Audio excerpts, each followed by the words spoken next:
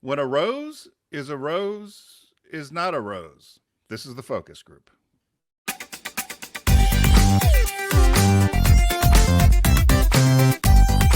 They're all business, except when they're not. It's the Focus Group with Tim Bennett and John Nash.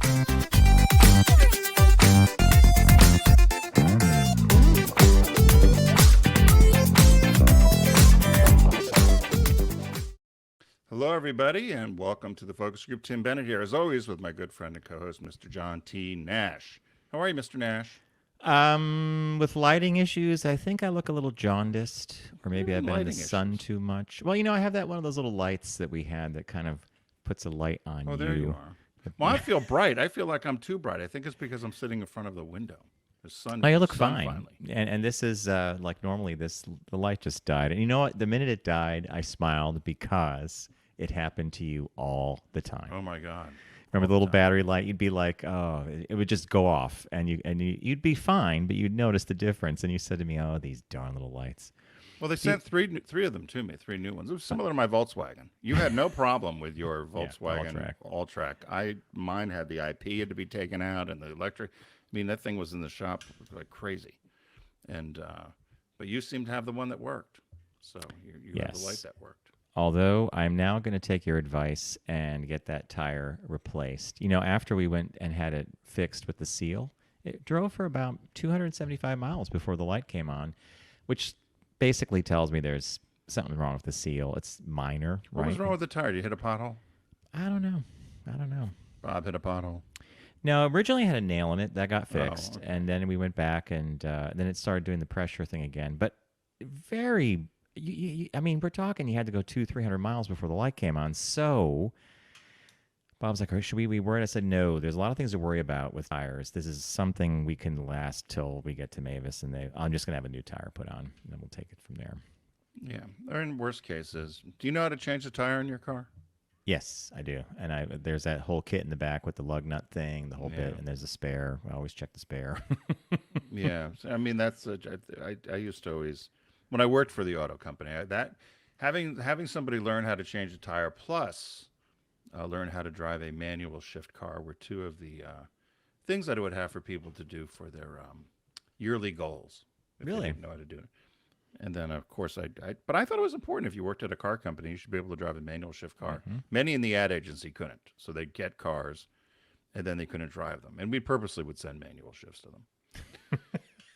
Because they should know how to drive them. This is stuff that I love learning.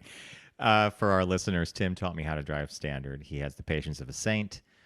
We did it in, was it the red Volkswagen? Was it Mary's? You might have used Mary's car. Yeah, but the floorboard was kind of missing on the passenger side. That was Mary's car. And we did it at the Memorial School parking lot was where a lot of this took place because there was a little hill as well. And sometimes Tim would be like, okay, we're going to go from 0 to acceleration on a hill. I'm like, no, we're not. Yes, we are. Here's how you're going to do it. You get up, you brake, you put the handbrake, And once you learn, it's kind of like a bicycle, right? You never forget it. And boy, you can get rusty with it. Certain cars are touchy with the clutch. When we drove coast to coast with the turbo diesel Beetle from Volkswagen, that was a manual. Yeah, yes, it was. And I remember when I was at my turn, I did something. You're like, whoa. You stalled a couple times. But I did, okay. And also, but you have to feel the clutch. You have to feel. Sometimes I didn't do it correctly, and you're like, well, glad this is not our car because they're going to have to rebuild that transmission. Well, those are on the shit can anyway. It was diesel. Well, yeah. Fake news. Yeah, right? Talk about being disappointed. Well, because you loved a diesel car. You were getting all kinds of mileage. 44, 45 you were contaminating miles the air, John. You were part of the problem. I was the solution. You're part of the problem. You're the solution. So, I was crowing a few weeks ago. I think I was like really crowing, like, oh, my allergies have been great. My eyes aren't bothering me. Your whole body readjusted. You said you went on a histamine reset. Well, those happy days are here again came to a crashing halt this weekend when I cut the grass. About an hour after I cut the grass, I thought my eyes were, I wanted to itch them out of my, then it began. And you know what? All you had to do was look outside. The hood of the car had this yellow, your cars must have the same pine trees, right? Yeah, this little it's Oprah's favorite color, by the way. She likes that color green. They made a crayon out of it for her, Crayola. God bless Crayola. Some sort of emeraldy, iridescent green. Some kind of crazy. But you're right. No, the pollen's been horrible this year. So down there, everybody's gearing up for official summer start at Memorial Day, or does Rehoboth kind of begin a little early? Well, Games of Chance open yet? Oh yes, that opened, and I was invited to a family fun night. Richard refused to go, but yeah, I gotta have a word with him because you and Bob would have gone with me. We would have loved it. Yeah. He didn't want. He had no interest. Of course, the weather down here was horrible. Though it was raining, so nobody wants to go to Funland when it's raining outside to the amusement park, play games of chance. But or ride the Viking ship that goes 3 inches away from a condo's window, right? The Airbnb. But the season here starts May. Seasonal quotes May 15th through September 15th, and I was called an elitist because I wanted to raise parking $1. So it's free beach. Free boardwalk, needs to be clean. Garbage needs to be picked up. We have 90 lifeguards. We have 18 additional police. 90. Someone's got to pay for it. They built a brand new $2 million gender-neutral bathroom. Is that the one? Is that down by? Down near the bandstand. Right. Okay, so it's not the main. You know how you come down the main strip and you can circle and go back? It's off to the right. Okay. But and then people are bitching, and I was called an elitist in the newspaper. They charge $2 an hour for parking, and on a beach block. There's not a place in the East Coast you can go for $2, and we don't charge for the beach. A lot of communities in New Jersey, for instance, you have to have beach tags. Did you project the revenue you would have raised if you got the extra $1? Well, they finally did it, and then everybody's saying the town's going to die. Really? Where else can you go and park? For $1 more. And you can, and it's a 12-hour limit, right? So for $36, I mean, go to Philadelphia, run in for 5 minutes and you go to a parking garage. It's $25. Now it's Philadelphia, but to park at the beach in a beach block, it should be $5 an hour, in my opinion. I just remember, Tim, look at it this way: what did it cost to drive into Herring Cove or Race Point in P-Town? Do you remember you could buy like a season pass or you could do a day thing? And something tells me it was like 15. I seem to remember $15 or something.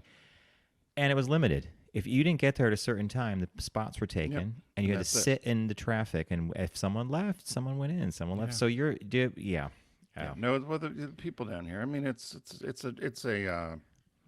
an odd place at best. And for all my Rehoboth, fans listening, you all know it's an odd place. So, but anyway, that's my shaboom there. So, without further ado, Mr. Nash, what caught your eye this week? What caught your eye? Here's what Tim and John found.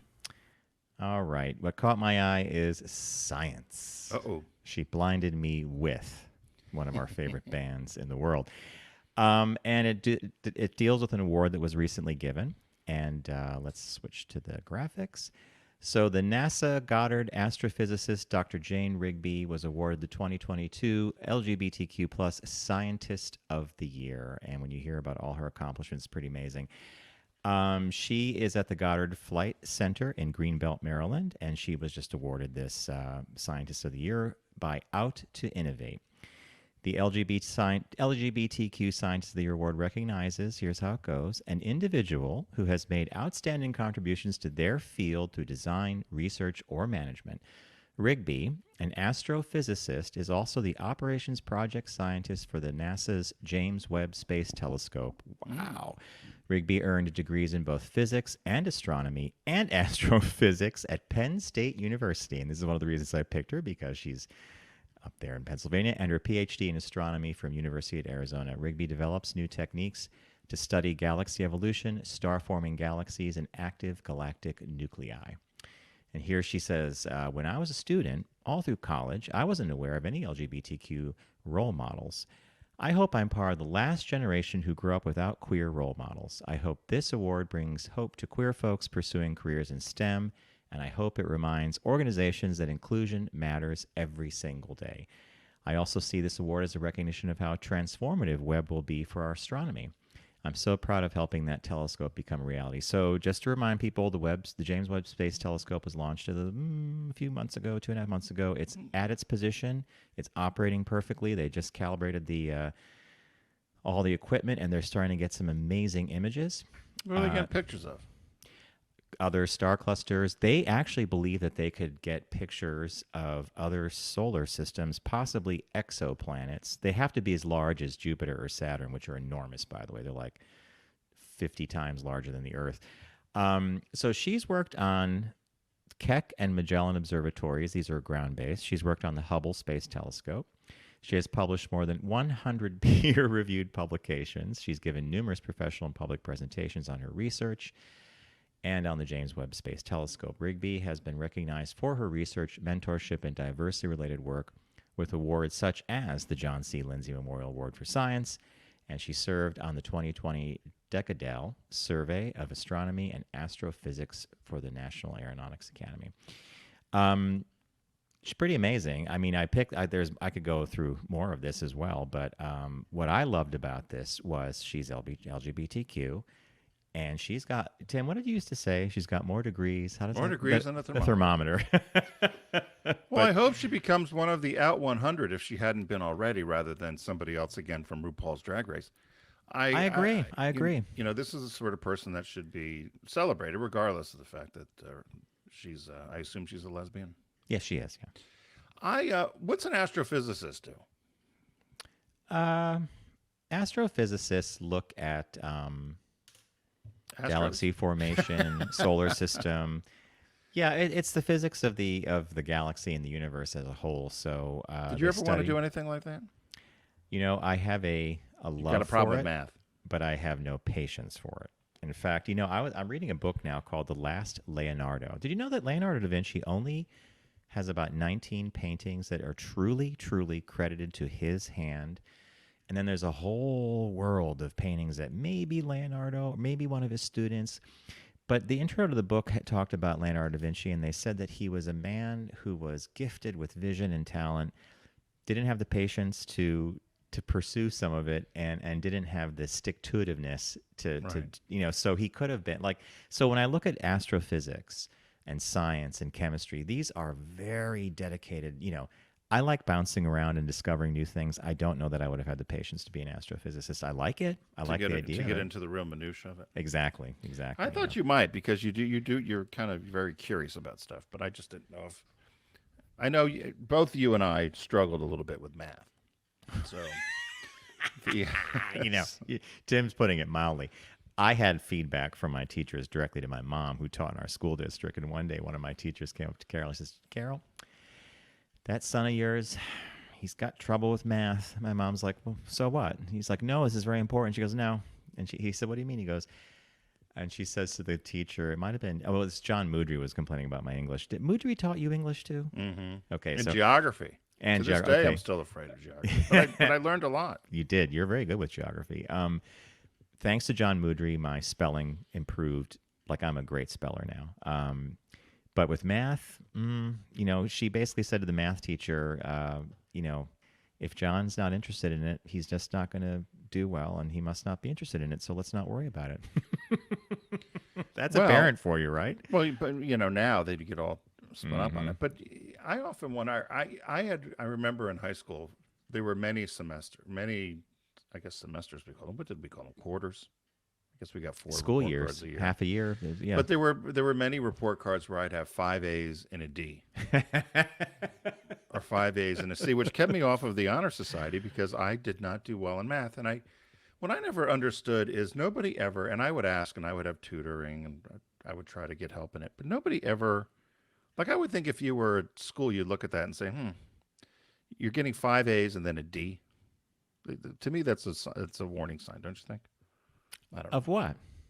That maybe they needs help in math. You know, I agree with you. I do agree with you. Because it keeps you out of good school, right? It could, potentially. How did you do on the SAT math? Not good. With math, it was like, 3-something or 400. I know killed my score. I know. I don't. Was it? Get 200 for your name. Yes, and who was my guidance counselor at the time? I got one of the highest scores in Pomerode for English and one of the lowest in math. And I said, "Well, how low?" And she said, "You get 200 for signing your name." Yeah. So I think you and I were pretty close in math. Of course, we shared our calculator too, so it's no wonder. With the dead battery. No wonder those answers kept coming up wrong. So anyway, well, that's a good caught my eye with her. She lives in Maryland, huh? Yeah. University of Pennsylvania. I just thought when I see something like this, a woman who's contributing so much to science, and she's LGBTQ plus, and she's awarded for that fact, it needs to be recognized. Right. Well, good pick. My when you heard the opening, I used an old Gertrude Stein quote: "When a rose is a rose, it is a rose." But I said, "When a rose is not a rose." And it's related to this story here. It's poor little private Catholic school called St. Anselm's in Philadelphia held a sale in honor of Mother's Day, and they offered the pupils the opportunity. This is a K through 6th grade, K through 8th grade. They offered the kids an opportunity to purchase these faux roses for their moms for Mother's Day. And what the school used to do is they'd run out to kind of street vendors in Philly. If anybody's familiar, in a lot of big cities are street vendors. And they bought all these faux roses and then gave them to the kids. The kids brought them home to mama. So I'll post it to our Facebook page, which is Focus Group This is a good one. Radio, because the video of the father opening this with the mom is absolutely hilarious. This may be my most favorite story of the year so far. So these little kids unknowingly, this particular kid was in 1st grade, brings the rose home to mom, and she says it's so pretty, and it's wrapped in plastic, and there's a little rose at the end, and she goes to take the plastic off to put it in a vase, and lo and behold, the fake rose was really a red thong. And the thong, you can see the father there pulling it out. And then he pulls it out and he's screaming. They're laughing. She's like, "Thank you, St. Anselm's." And then obviously it went viral. She posted the video. The school was mortified. A lot of the parents were good sports about it. And but the school and the archdiocese bent over backwards with apologies. And we don't know how this happened. We'll have to find a new vendor. They said the vendor accidentally sold them leftover Valentine's Day flowers that the kids use for Mother's Day. And so the internet, as I said, went crazy about it. There was one person said, darn, next year if they start a little earlier, they'll break all kinds of records. But the school responded. They said, the school said they were sorry for the Mother's Day mix-up. It had come to their attention that the roses sold at our Mother's Day sale were not flowers and not the product we originally intended. We're going to determine how this error occurred and take steps to prevent it further occurring. And then, as I said, the archdiocese called it an unfortunate mistake and apologized deeply. But so here's my question: do you think the vendor knew what they were doing? I was wondering about that. Let's send these. Hey, we got a box of these things. Let's send them over to the Catholic school, right? Well, or, I hate to say it, who didn't you and I buy? I want to say you and I did something one time where we bought something and it was not what it was supposed to be. I think what happened is, my guess is they said they do a lot of this vendor wholesale stuff. Yeah. And, old Joey Bag of Donuts is in there with whoever.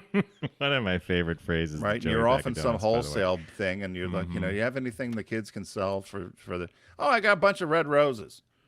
Okay. Right. They came in from some vendor off the street that didn't sell them at Valentine's Day and gave them to the kids for pennies on the dollar.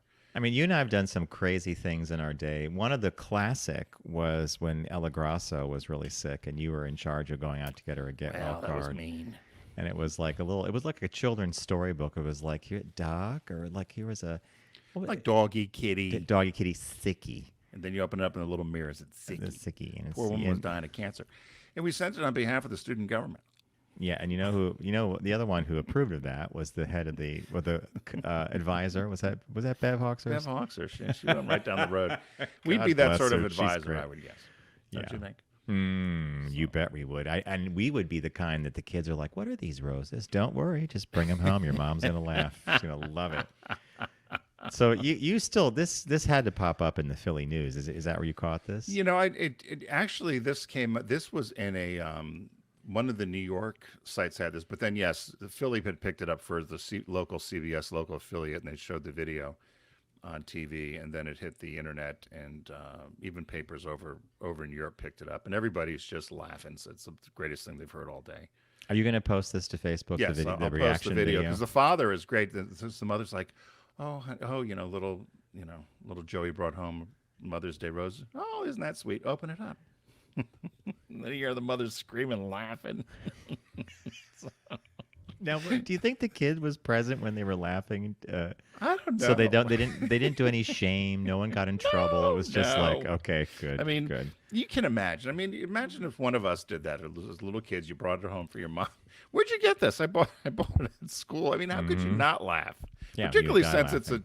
particularly since it's this little Catholic school too, which even puts a finer point to it. So I just thought that was hilarious.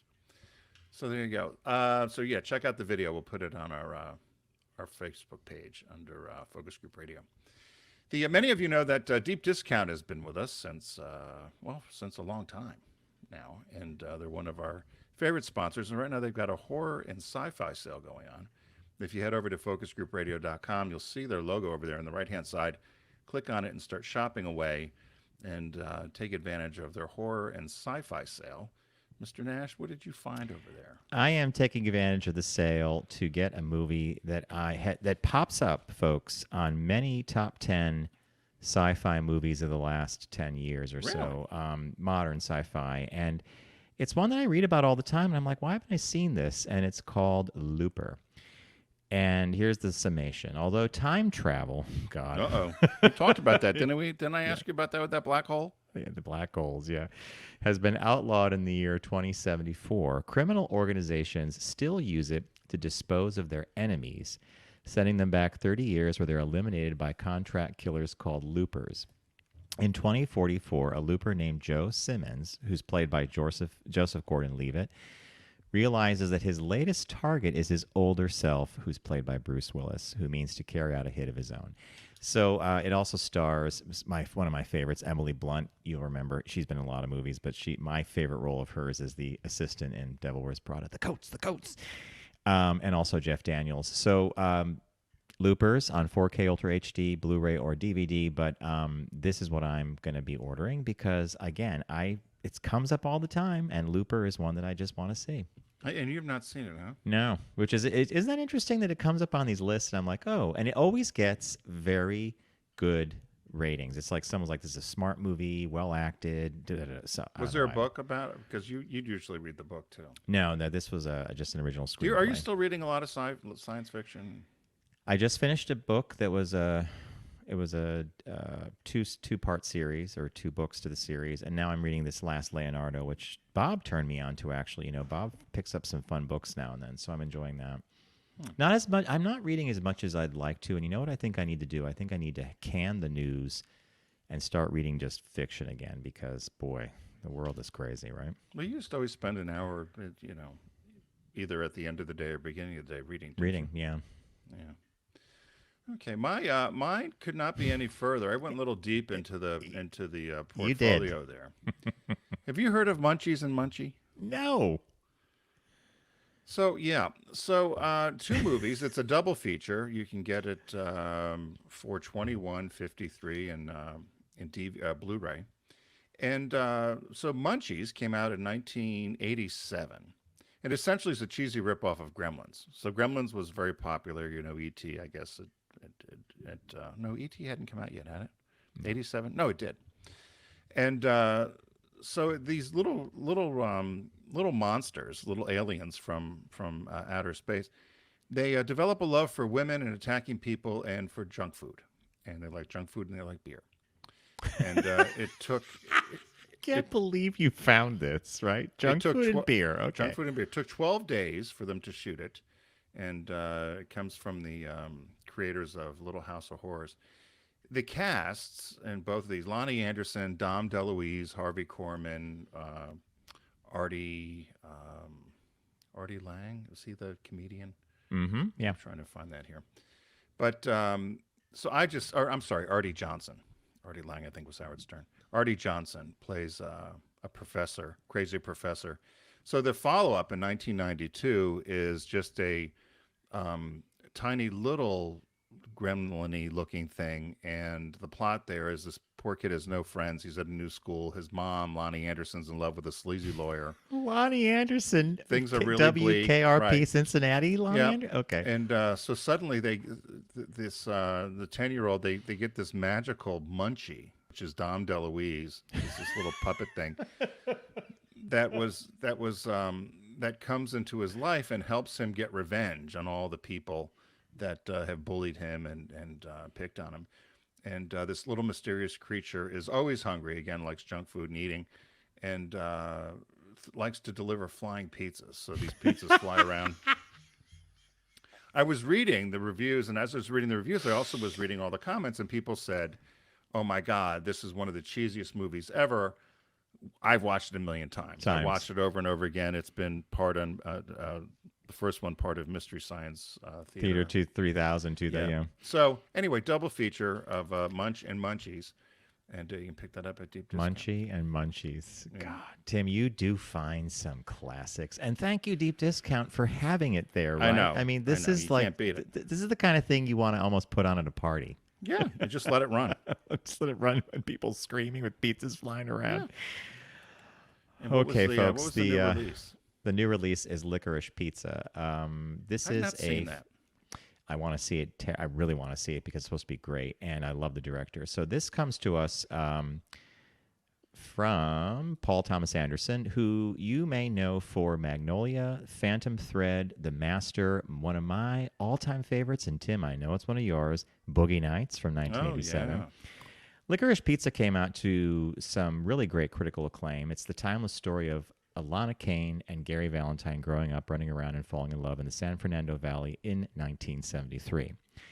I was very young then. This hypnotically gorgeous, funny, romantic movie freewheels its way around from scene to scene, from character to character, from set piece to set piece with absolute mastery. Paul Thomas Anderson's most lovable and magical work to date. The reason this was really getting the critics like all excited was because Alana Haim plays one of the central characters, and this was one of her first roles, if I'm not mistaken. And according to all the critics, she knocks it out of the park. So this is, if you didn't see it in the theaters, this is a really great time to pick up Licorice Pizza. So there you go, folks. I've always wondered about the name. I wonder if it's explained in the movie. Let me read more about the watching Licorice. Like, no. Yeah, it doesn't say anything about where the name comes from, but it has two of my favorite things. But, you know, Bradley Cooper's in the movie. Sean Penn's in the movie. Tom Waits and Benny Safdie. Yes. And the director alone should want to make you, like, start dialing for dollars and going to the focusgroupradio.com, clicking on the Deep Discount logo, and get Licorice Pizza. All right, so to recap, folks, it's the horror and sci-fi movie sale. It's at Deep Discount. I picked Looper, a top 10 sci-fi film that I have yet to see. Joseph Gordon-Levitt and Bruce Willis. Tim picked a film that I have never heard. It's a double feature. Never heard of in my life. Munchies and Munchie. Just go back a little bit and replay Tim's description of the movie. I think you will want to run out and buy it. And last but not least, we have Licorice Pizza is the new release. So there you go, folks. Thank you, Deep Discount. Again, focusgroupradio.com. Click on the Deep Discount logo and begin your shopping experience. We are going to take a super quick break. When we come back, we have business, birthday, and shop talk. So stay with us.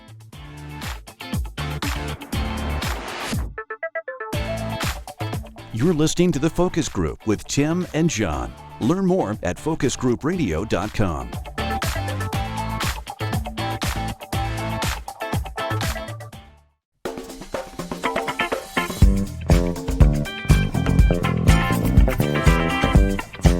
Now back to The Focus Group with Tim and John. Available pretty much everywhere.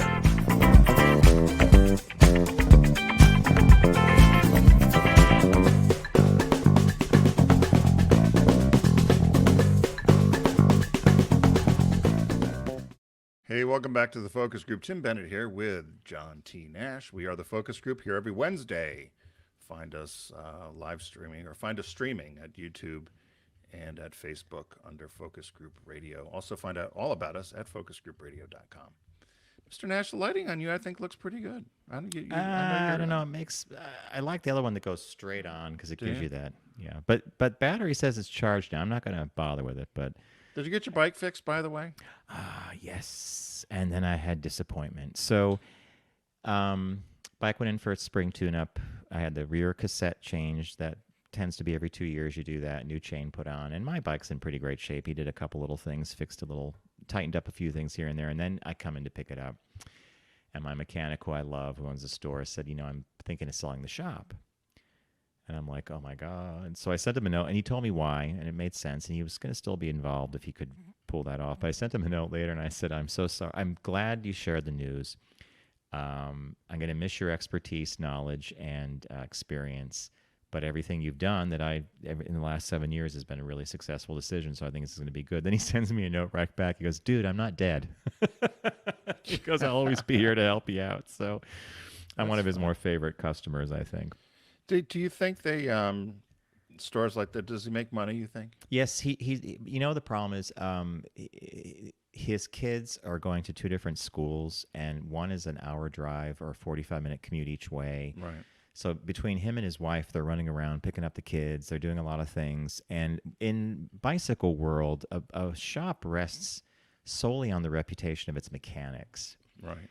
I remember once there was a shop I went to here in the city called Sid's, and they had a great mechanic, and he took care of me, and oh my God, took great care of my bike. And then he left.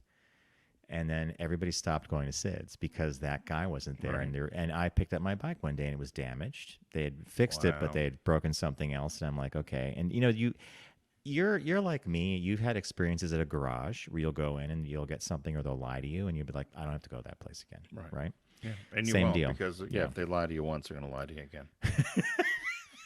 And again, if you're dumb enough to go, right? Yeah. So let's do our business birthday. Everyone does celebrity birthday greetings, but the Focus Group is the only show in the universe that celebrates business birthdays. Born today on May 18th, but he was born in 1889. Thomas Midgley Jr. was born. He died at 55 in 1944. It's young, Tim. Yes, he was young, but you'll find out why he died.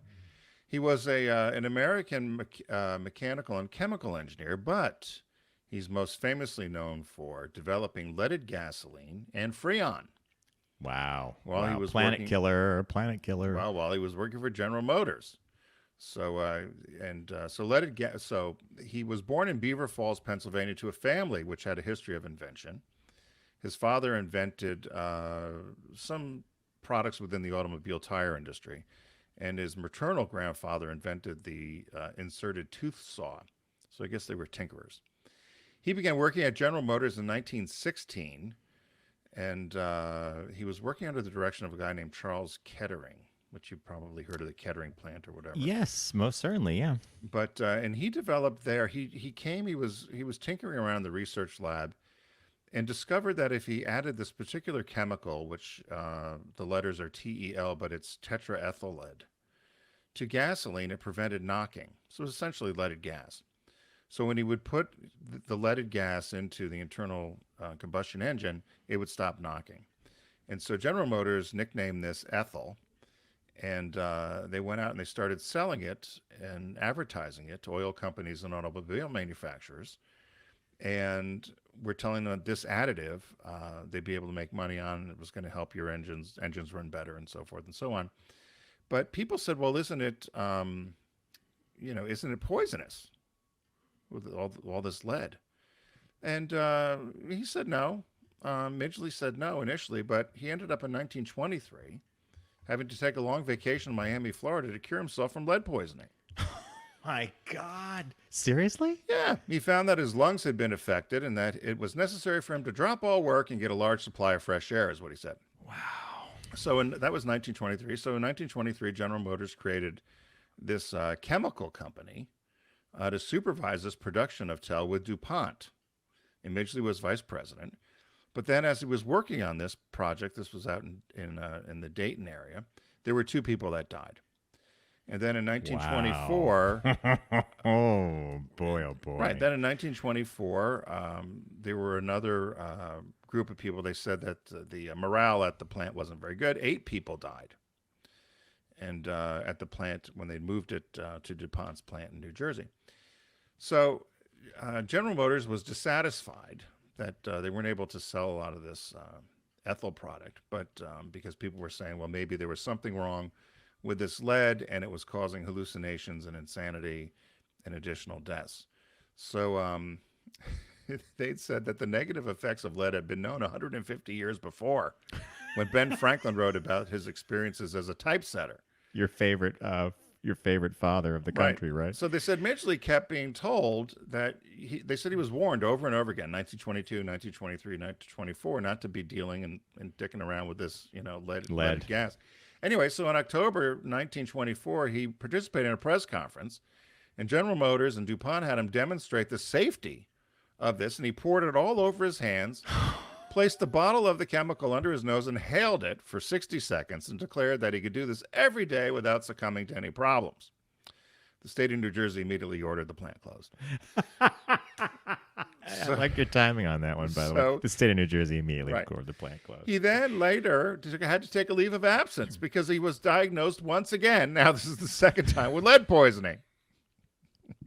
So he was relieved of his position. Correct me if I'm wrong, but does it ever really leave your body? Well, he got another dose.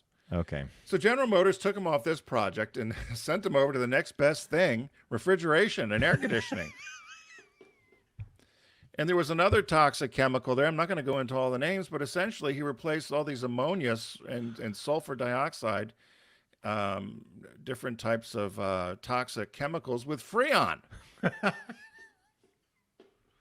Helped with refrigerants, and got all kinds of prizes. I do not mean to be laughing at this because it's tragic, but I mean, my God, lead to Freon. He went from leaded gasoline to Freon. If you told me the next thing he worked on was trying to hold mercury in his hand, remember mercury when a thermometer would break and skitter around? It was dangerous. Well, he won all kinds of awards from the American Chemical Society and different sort of named awards for all of his he changed the world with lead gasoline and Freon. Well, in 1940, at the age of 51, he contracted polio. So this left him severely disabled, but he devised a very elaborate system of ropes and pulleys to lift himself out of bed. However, tragically, in 1944, he became entangled to the device and died of strangulation. Wait a minute. The levers and pulleys did him in, but not the leaded gas and Freon. Or the Freon. Right. Do you think his polio diagnosis was somehow related to the chemicals? Back then, probably didn't get the shot. He was over his career, he was granted over more than 100 patents. However, the New Scientist magazine called him, quote, a one-man environmental disaster. They said his legacy has been scarred by the negative environmental impact of the leaded gasoline and Freon. They opined that Midgley had a more adverse impact on the atmosphere than any other single organism in Earth's history. And they remarked that he had an instinct for the regrettable. That was almost uncanny. So, all right. Time magazine included his leaded gasoline and Freon in their list of the 50 worst inventions. Happy birthday, Tom. Who got strangled by levers and pulleys. Ropes and pulleys. I don't know where his wife was. Well, she might have been in the other room thinking, you know what, we'll let him go with the levers and pulleys for a while. But they said, his destruction on the earth, we will not recover from soon. Anyway, this is according to Science Magazine. God. But there were lots of other people I could have pulled. This one, I just found something Tim and John interesting about him. Yeah. So Thomas Midgley Jr., 55 years old, died with the ropes and pulleys on the bed versus the leaded gasoline or Freon that he developed. So, all right, he died in 1944, so that's 6, 7, 8, 50, 60, 70, 78 or 80 years ago. So this is way in the past, but look at the legacy he leaves behind, which is why, was it Time saying he was one of the 50, Yeah, Freon and leaded gas, two of the worst of the 50 worst. My God, Tim, you did find a classic today. Congratulations. And I like him, I think, because, we've not covered him before. It's getting harder to find people we haven't covered. So, yeah. We may have to start straying from the day. Well, we've done that a few times. We used to do that when we were on Sirius XM. Yeah, you could probably, maybe we could just say week of. We would do the weeks. We would do the week. But I like doing the day because you and I were going to do a book, which nobody was interested in. Not the way we wanted to do it, but I still think that we had a very simple, clean format, and then we were You know what I thought we should do, John? Maybe we should just record a little podcast. We just record them. That's it. The birthday, boom. Are you thinking like maybe 3 minutes or less? 5 or 2? Well, you and I would like his birthday. We've been by the time you got to the levers and pulleys and the ropes in the bed. I mean, you have to build up to that, right? Yeah. Well, you all thought he was going to die of lead poisoning or something, right? Imagine he rubbed it all over himself and inhaled it for 60 seconds, and then New Jersey closes the plant the next day. People were that's what we need. We need more sound effects. We need a snare drum. I should start adding that in, things like that. And maybe we should start putting in the box you got from Vegas, the talking box that has all those crass things it says. You understand that. Hey, our shop talk today is a pretty simple one, I think. But I found this, and I thought as a business story, it would be something that John and I have had experience with firsthand, not in this particular issue, but in issues like this overall when it comes to companies and morality. So the headline is, Edelman sibling advises clients to stay silent on the abortion debate. So Edelman is a large holding company of a number of large PR firms which work primarily in the business sector. And they have a smaller, or they call it a sibling shop named Zeno, in Chicago, I believe. And someone in the agency had sent out a note to all their clients telling them to remain silent and don't get essentially into the discussion of the Roe v. Wade controversy with the leak that came out of the Supreme Court. And so I pulled this in particular because John and I, when we were doing a lot of work around in the LGBTQ space, when marriage was very popular and they were asking companies to take a stand on marriage, there was a very defined way that they felt companies either should or should not speak about the issue.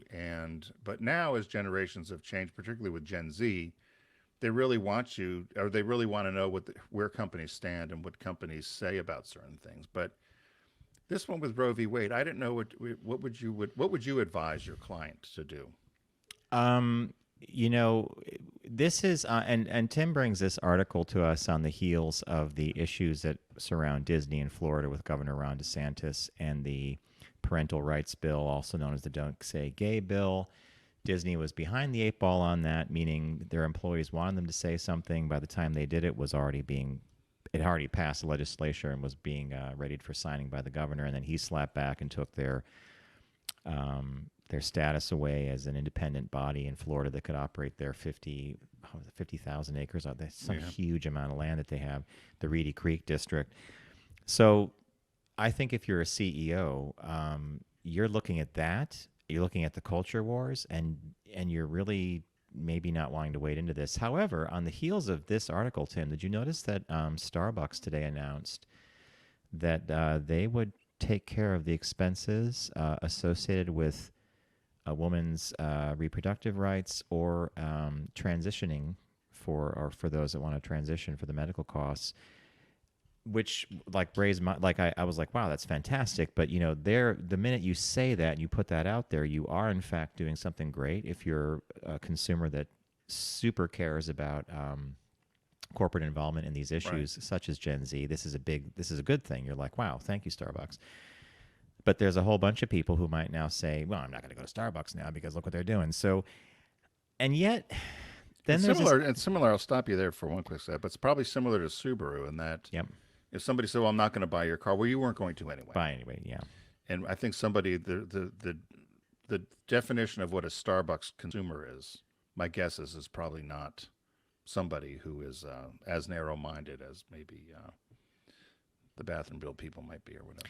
So what happens when a corporation does in fact weigh into something political? I'm guessing that if it's Citizens United, John Roberts, corporations can fund campaigns and do things like that. Corporations are people too, right? Yeah. But they're not people if they weigh into something that is a social, like a culture war thing, and the culture wars are defined.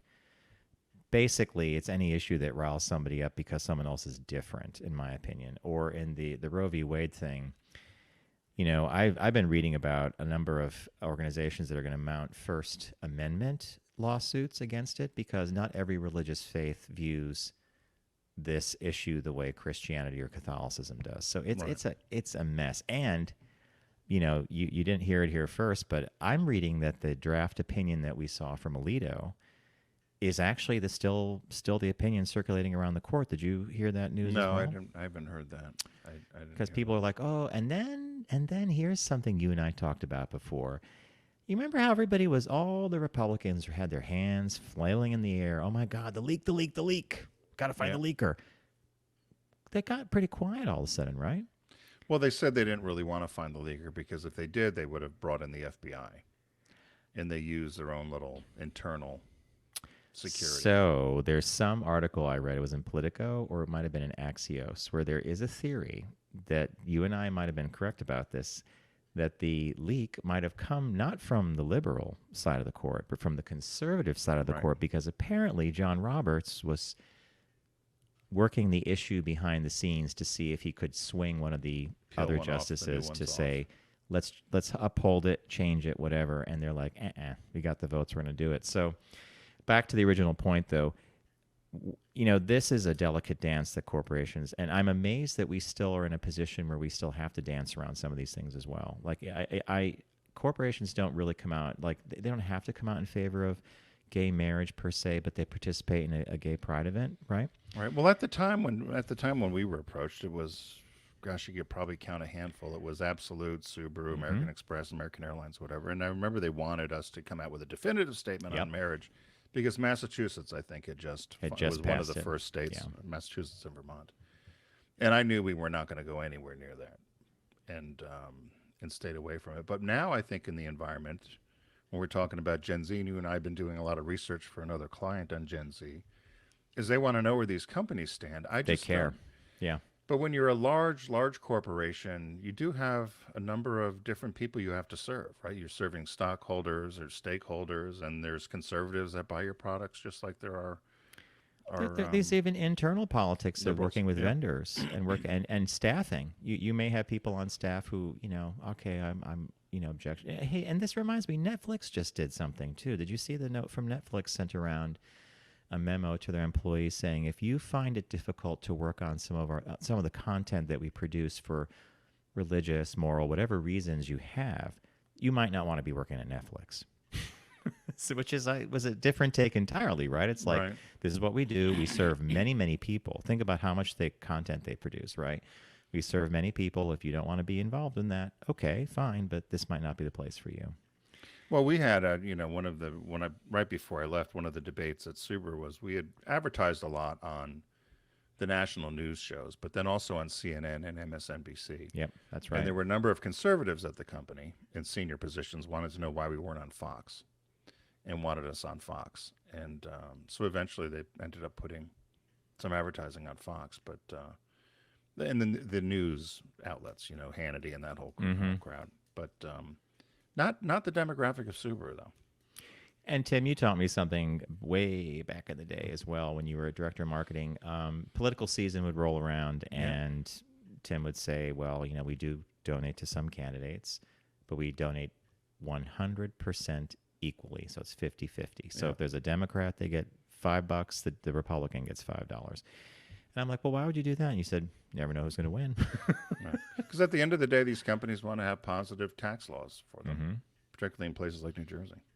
So. They want a good environment to operate in. So I think the Edelman piece is interesting, and I have not seen companies weighing in on this unless they talk about providing financial resources for women who need particular care or they have to travel out of state. And there has been a few companies, like, as I mentioned, Starbucks brought that up. But it's kind of, static. The white noise until we get the final decision from the Supreme Court, which I think we all know what that is. But anyhow, folks, we want to thank you for joining us today here on the Focus Group. Lots of learning happened, I'll say. I'm still back at the leaded gas and the Freon and the strangling yourself with the contraption you built to get you in and out of bed. But that was our business birthday. So we want to remind you that Deep Discount is a partner of ours here in the Focus Group. Go to focusgroupradio.com, click on the Deep Discount logo, start your shopping. Sci-fi horror sale. I picked Looper. Tim picked a double feature called Munchie and Munchies. I'll leave it at that. Rewind to see that whole bit there. And the new release this week is Licorice Pizza, a must view if you can. We want to remind you to not text and drive and always arrive alive. And thank you for spending time with us this week. And we will see you next week.